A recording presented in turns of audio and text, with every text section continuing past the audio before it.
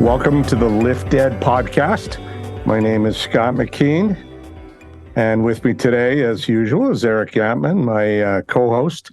And on today's podcast, we're really excited to have as our guest researcher, speaker, and neuroscientist, Dr. Robin Mazumder. Some of our Edmonton listeners will remember Robin, who lived and worked here for years. And there was something about a snowball fight. Yep. Yeah. Yeg snow fight. Hashtag. What was it? Run that by us again. So what was that all about? Basically, it started out of a Twitter conversation with someone I hadn't met, but who lived in Edmonton. And I think it snowed in like October or something. And we just had a conversation about how we were excited to have a snowball fight to kind of be optimists about the impending winter. And then we decided to have, a public snowball fight and made like a simple website and just asked people to submit their contact info and that we would text them when we were going to hold this kind of spontaneous fight. And then the media caught hold of it and it just kind of blew up. So it went to like 3,000 emails, I think, in like 2 weeks. And it was probably the most magical time of my time in Edmonton, that week, just because it was kind of surreal to see it, turn out. But I think there was like 500 or 1,000 people, and no one got hurt. And we raised some money and got some food for the food bank. So it was super special. And that was with Jeff Chase, I should mention. He was a planner with the city of Edmonton at the time. So that to me, and we may certainly be touching on that today about sense of community, that to me speaks of or spoke of a latent demand for something. Yes? Yes. It was a prototype. Yeah. It was for connection. I think people just want to connect with each other.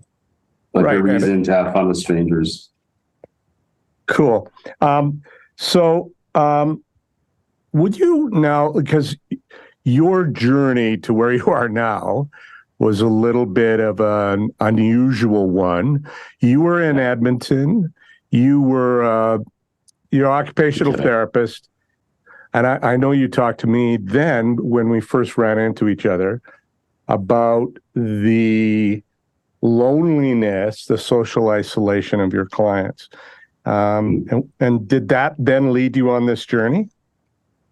Yeah, I mean, it started in Toronto when I had my first job at the Center for Addiction and Mental Health. I worked on an inpatient psychiatry unit, and my primary role was really to get people out of the hospital and into the community because it was good for their health. And obviously there's a financial kind of benefit to not having people in a hospital. But the transition piece of getting people from the institutional setting to their communities got me thinking about this kind of environmental influence on health, because OTs, I think we really situate our work with an appreciation of the environment, whether that's the physical or the social.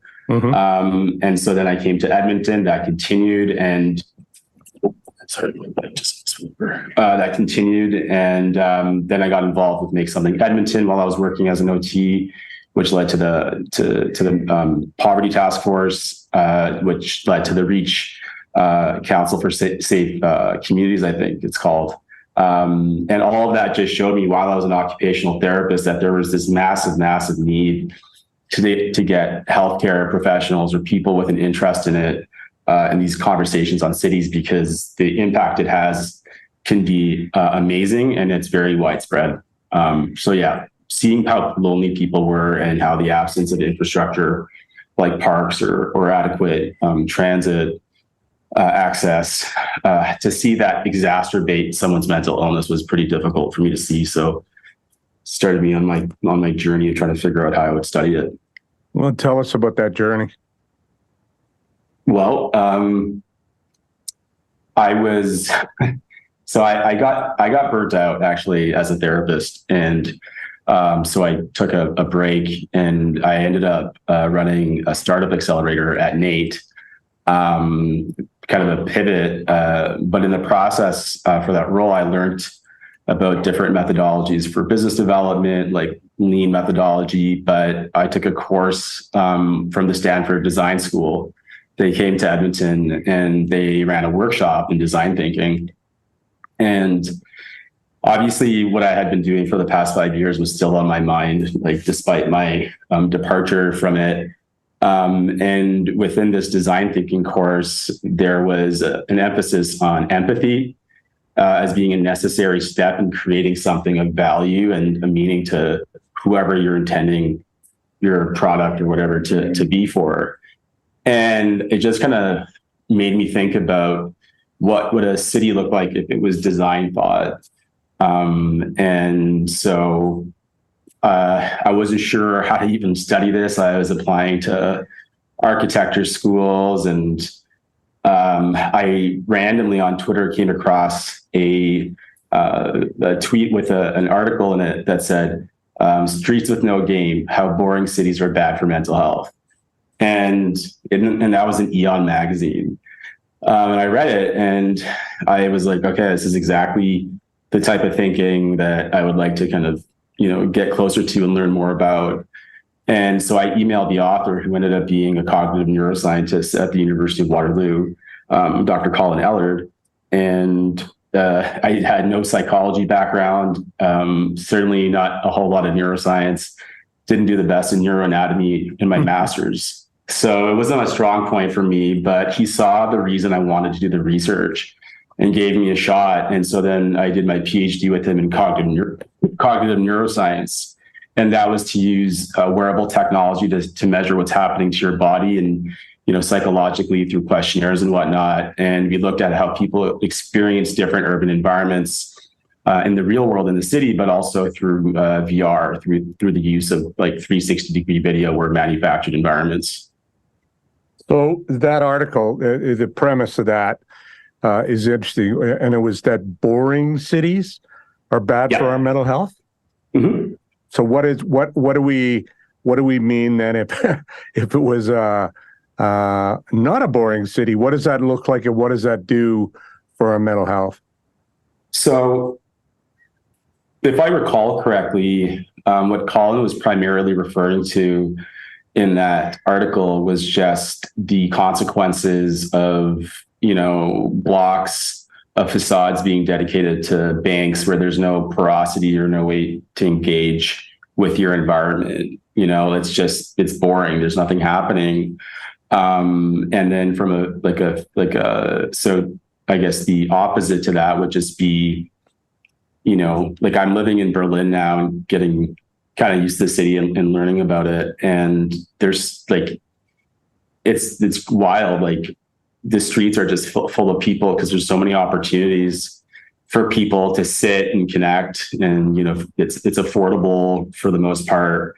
And so you kind of see that. And so Berlin is the opposite of boring, I could probably confidently say. So in that capacity, and just in terms of what affordances people have within the environments that they live in, if you the worst kind of punishment is social isolation, right? So if you're designing for connection, then you're fundamentally going to be a happier city. And then another element to that idea of boringness is just this idea of aesthetics. So how we design our cities, what it looks like, this notion of like biophilic architecture, intentional design that creates a positive emotion through the visual perception of it is another way to look at how to address boringness.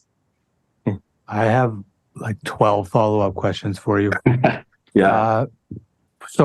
First, I think Berlin is my favorite city. Like I don't Awesome.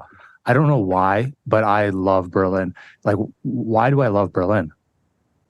One thing that struck me about Berlin, so I came here in 2018 after some speaking engagements and a bit of a tour of Europe. And at that time, I was really immersed, in this just, I was immersed in the urbanist world. So I saw everything from that perspective. And I still do today, but just not that intensely. But it was just one of the things that struck me about Berlin was that it didn't seem like the city really cared too much about permits, despite my other experience with German bureaucracy. Like, they like paperwork, but it seems that people can just start a bar in a park, and to me, what that suggests, and the opposite of boring, is that when you have agency over your environment and you have psychological ownership over it, it's a lot easier to feel at home and like rested in your body when you're kind of okay to be yourself, which I think is probably one other way people would describe Berlin. It's a city of individuals, and they kind of celebrate uniqueness here. Like, there's not lots of stares for things that you might get stared at for in Canada, because people they don't care. So it's an easy place to be yourself. So that reminds me, years ago, I remember writing a lot about private versus public space. Mm-hmm. So in Edmonton, in our downtown, we had these malls develop. And so by virtue of that, you had a lot of private space that was there for strolling and sitting and visiting. And yet I think there's something different there. You don't feel as comfortable in private space as you do in public space, but I wanted to get your take on that. Yeah, I mean, I can speak from personal experience. I was in Toronto filming buildings for my dissertation research, and I was on King Street in like Bay and King, like the epicenter of like capitalist kind of bankers in Toronto. And the buildings are very stark there. So I thought they'd be the perfect stimuli to test whether, these kinds of environments stress people out. And I was standing on the sidewalk, and I was filming using my 360 camera to get some film of the building. And the security guard came up to me and told me I couldn't do that. And I thought I was on the sidewalk. And then he said to me, well, no, we own this part of the sidewalk too. So, my feelings on that is that we need to, I think, corporate contributions to, urban design or community resources is important. I think a lot of corporations do that. They'll trade, a few extra stories of their hotel to build a park, which is what they did in Vancouver, which has a sign on a grass saying "Stay off of grass," and it was built to be a way to kind of make up for, the impact of the height of the building. So I think cities really need to have very strict laws and requirements of corporations, because we will have to have a mix of private and public space. But there needs to be some regulation around it, because the extent of surveillance or policing in these spaces is high, especially if you look a certain way, whether you're a brown person, a Black person, an Indigenous person, someone who looks homeless. When people get kicked out of space that is accessible to the public because someone else has authority over that space, I think it's something that really needs to be taken seriously. Yeah, I think when I knew you were doing this work, what strikes me about this and makes me curious is I think we have all had the experience of being in an area and being enlivened, and then being in another area and maybe not even noticing that it's sort of sucking the energy out of us. We have these urban environments that it's just hard for the layman to know exactly what makes for a healthy area and what makes for an unhealthy area. Is your research getting us closer to that?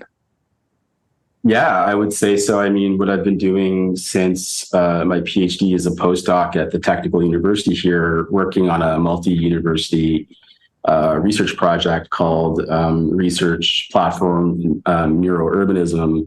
And basically, its intention is to develop a standardized approach to trying to understand these questions so that we can scale these experiments and get, multicultural perspectives on these sorts of questions. But we're also working with psychiatric geneticists who are looking at epigenetics of the urban built environment, which basically means that they study how urban stress will turn on genes for mental illness. So there's a whole array, but fundamentally, I think for just my view on what is probably the most common way of or universal way of understanding this impact that the urban environment can have on us is just to think about the physiological experience of stress.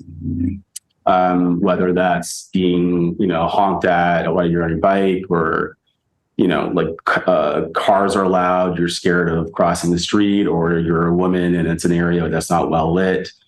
These sorts of experiences, I think, form the foundation of either obviously affecting someone's mood to the extent in a kind of chronic way, or chronic exposure can create mental illness. So we're trying to find the perfect medium of urban density while we're considering the kind of aesthetic variables as well as just what the design allows people to do.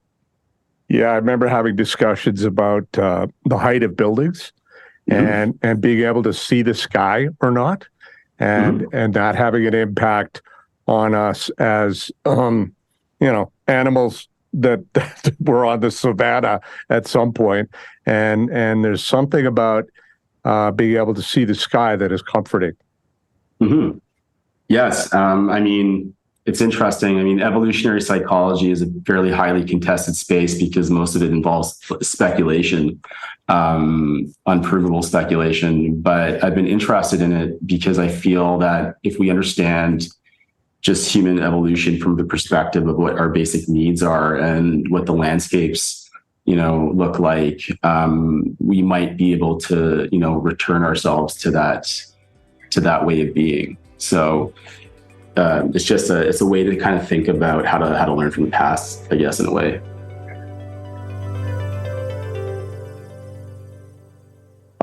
You were on one of the early panels for End Poverty Edmonton as it was being formed out of the work by then Mayor Don Iveson. Yes?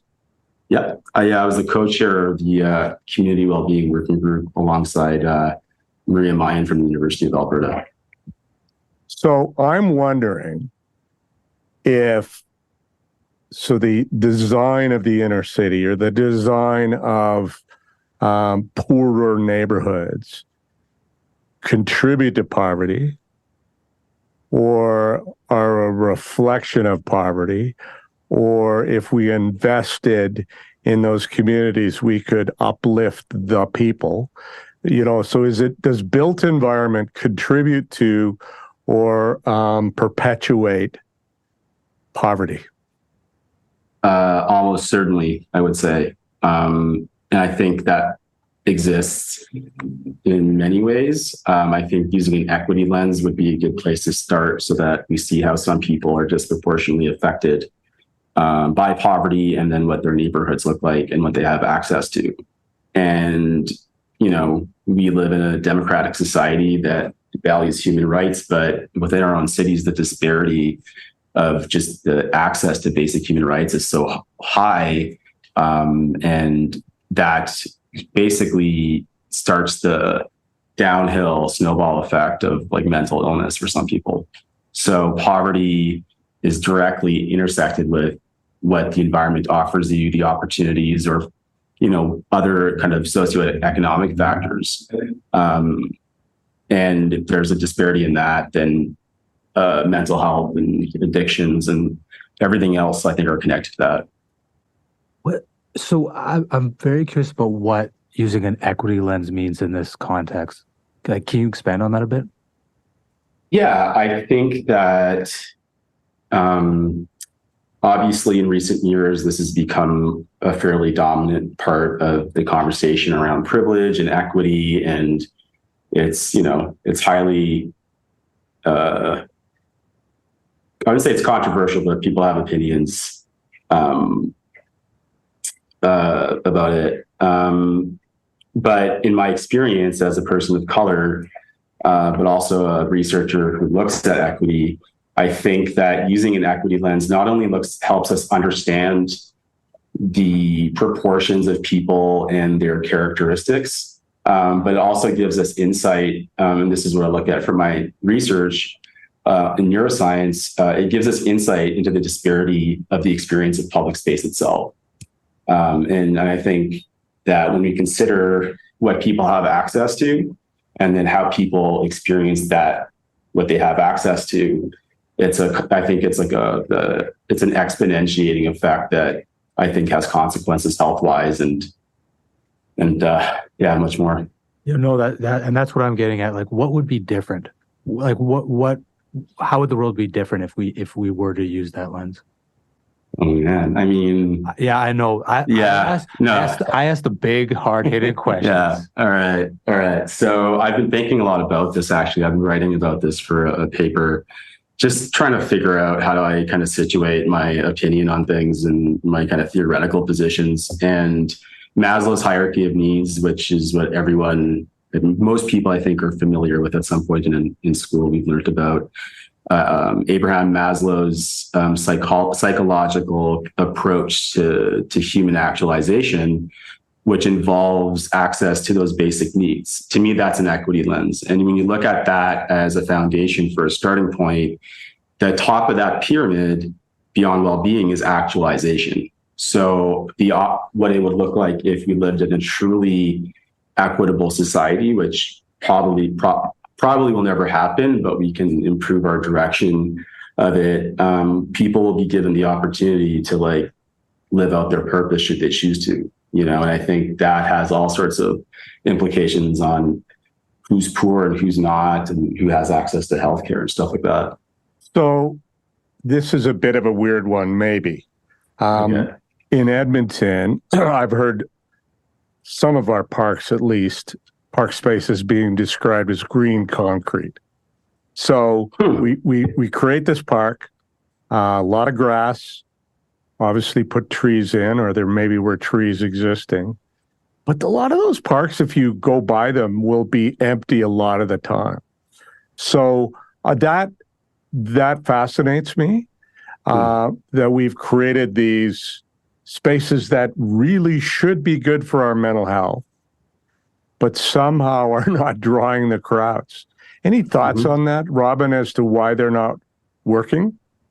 Well, I was part of a group doing some an equity-focused research group out of Carleton, being led by Rachel Buxton, and I think she's a professor, I think, of ecology there.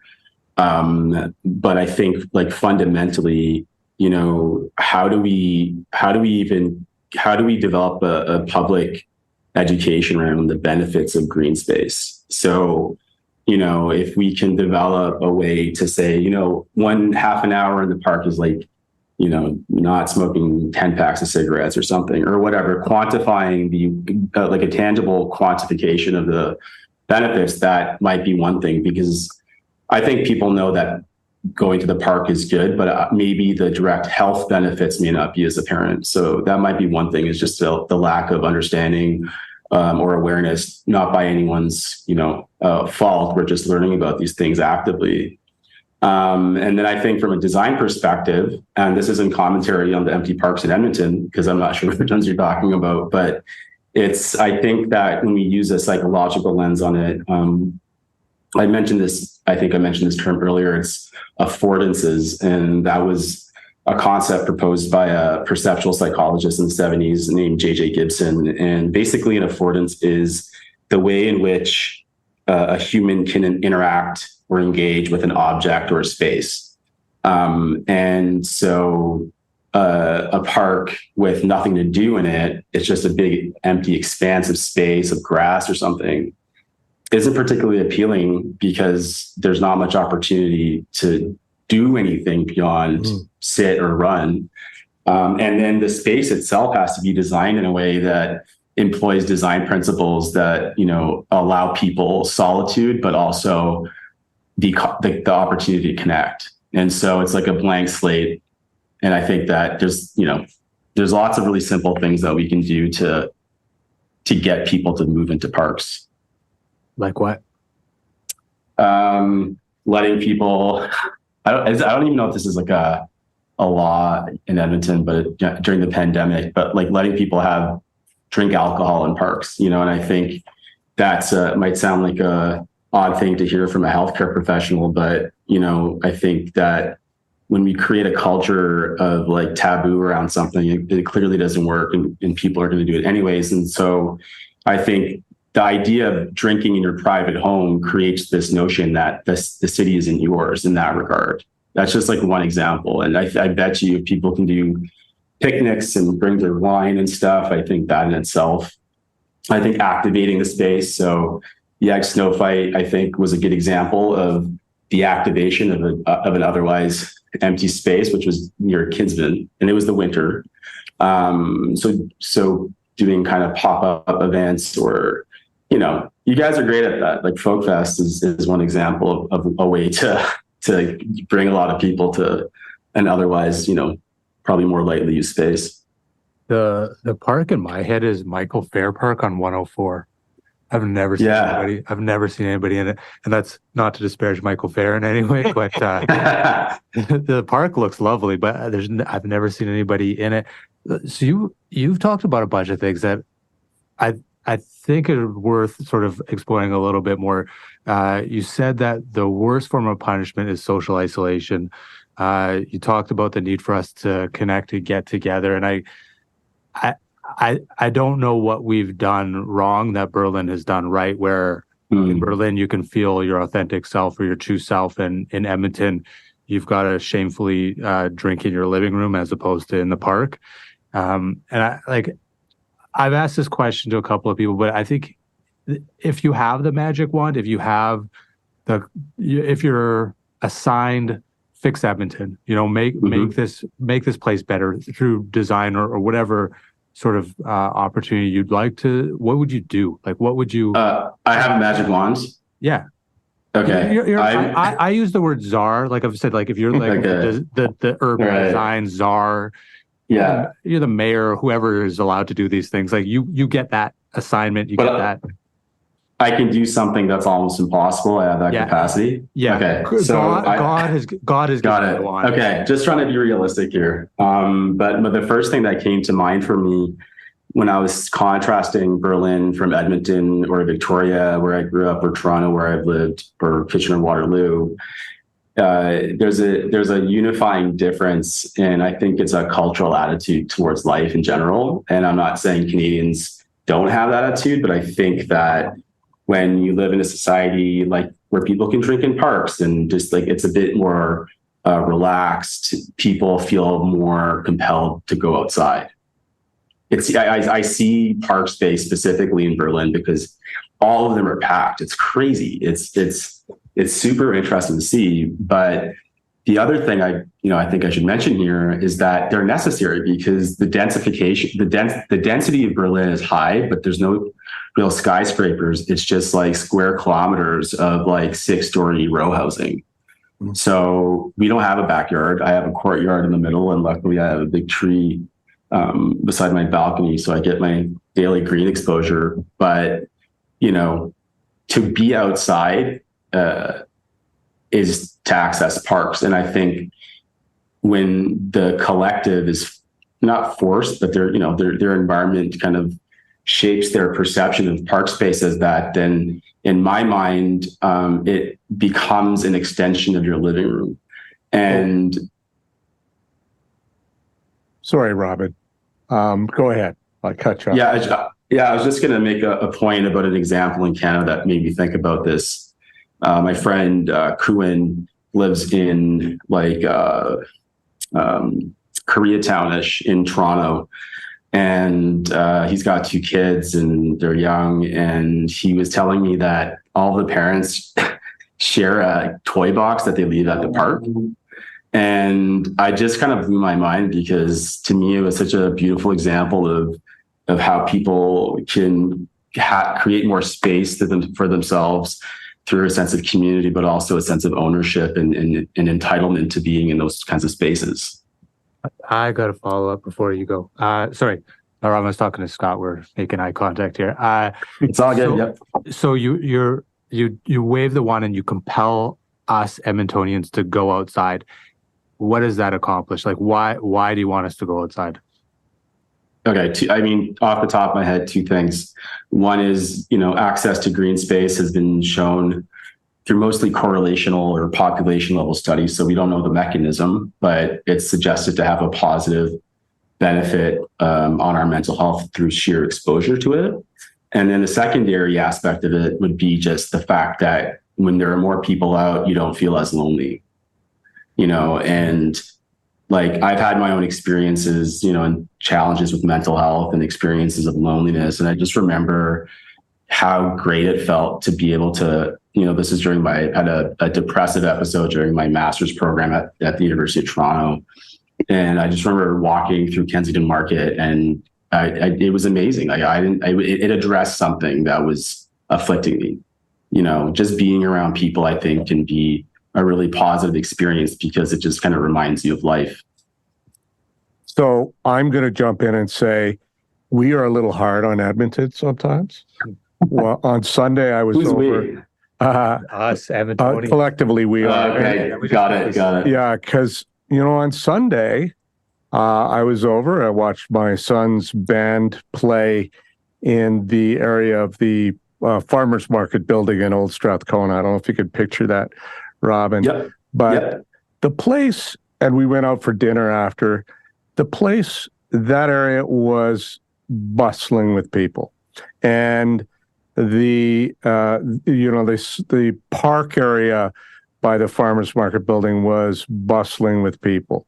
So White Avenue is a pretty good example of a place that attracts people, and a lot of them, you see them outside. I think we failed downtown with our malls because that hides people inside. And the other example, I was talking about green concrete earlier, but if you go down to Horilac Park, not this year, but Horilac Park traditionally was really busy, and a lot of newcomer families in that picnic area, but all kinds of people in the other parts of the park throwing frisbees or being near the water or whatever. So that was a busy park. That was succeeding in ways I would suggest some other parks aren't. So that's why, I think that I'm hoping that your studies by you and your colleagues will, be able to illustrate this more for us. So what works, what doesn't work? I think programming is fine, but it's wonderful when a public space just seems to naturally attract people to hang around it. 100%. And I think if you want to look at that access and education about the space is going to be key. Some people might just don't even know about it. That was actually kind of one of my favorite things about the River Valley is like there'd be all these kind of like little mysterious little parks everywhere. So Edmonton has a lot of access to green space too, which I think should be factored into the density of people that you observe in them. Yeah. Where in cities that are highly populated, all the parks are full because the population density is just much higher. So they're forced to seek it out as opposed to, discovering them by mistake in Edmonton. The story I tell about urban design impacting mental health and lifestyle is 109th Street downtown. I think it's 7 lanes, 3 lanes each way with a turning lane. Mm-hmm. And I live just in Oliver, to the west of 109th Street. And I almost, and there's lots of opportunities for coffee, and on the east side of 109th Street, I almost never cross it. It's like it's this Nile River that I never am wanting to swim across. And, I could do it. I know I could do it safely, but it's like, I don't want to go that way. Yeah. It's totally understandable. I lived on a similar in its effect, I would say, street in Kitchener-Waterloo called Weaver Street, which was basically an urban freeway that was built because people were angry about the LRT being built. But the point being is people just fly down this road, it's super loud. It's not a positive experience, and so that essentially is a concrete moat of sorts. It's almost a barrier. And for most people, it's a barrier just because of the sheer experience of it. Yeah, and I think my point is, I don't even consciously notice. I sort of at some point went, oh, that's weird. I never crossed 109th Street. And yet, so I'm being deterred subconsciously in a way. And I wonder then how much impact the city has on my decision-making otherwise, or my mood day to day. And I think that's what's really fascinating to me is we don't know why we're drawn to some places and not others.